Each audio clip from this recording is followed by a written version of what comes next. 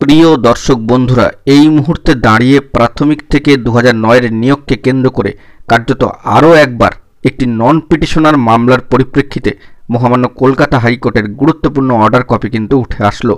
Writ কপির পাশাপাশি order কপিতে যে বিষয়টি উঠে এসেছে সেইটিকে এখানে রেখে একটু বিস্তারিত বলে দেওয়ার জন্য চেষ্টা করব। তাই আর্জেন্ট ভিত্তিতে ভিডিওটা ক্রিয়েট করা। ভিডিওটিকে শেষ পর্যন্ত দেখবেন, কোনোভাবে স্কিপ করবেন না, চ্যানেলটিকে সাবস্ক্রাইব করে নিয়ে সঙ্গে থাকবেন। চলুন কথাবার্তা না বাড়িয়ে আমরা মূল টপিকে ফোকাস করি। বন্ধুরা, আরও একটি রিট পিটিশন দাখিল এবং তারই পরিপ্রেক্ষিতে যে মামলার স্ট্যাটাস উঠে এসেছে এবং যে অর্ডার কপি উঠে এসেছে মহামান্য কলকাতা হাইকোর্টের তরফ থেকে, সেইটি আমরা অনস্ক্রিনে দেখব। প্রসঙ্গত উল্লেখ্য যে কাট অফ ডেটের বাইরে মামলাকারী বা মামলাকারীদের ক্ষেত্রে এটাও কিন্তু একটা উল্লেখযোগ্য দৃষ্টান্ত হতে চলল।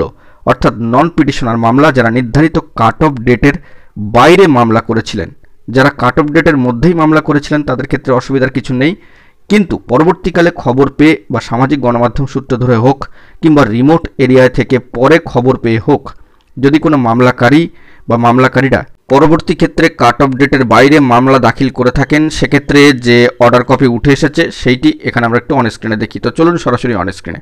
তো বন্ধুরা, দেখতে পাচ্ছেন অর্ডার কপির সেই গুরুত্বপূর্ণ অংশ যেখানে কিন্তু উল্লেখিত হয়েছে। দেখুন, mister Ratul Biswas, learned advocate, appears on behalf of the West Bengal board of primary education and submits that a copy of the writ petition be served upon him.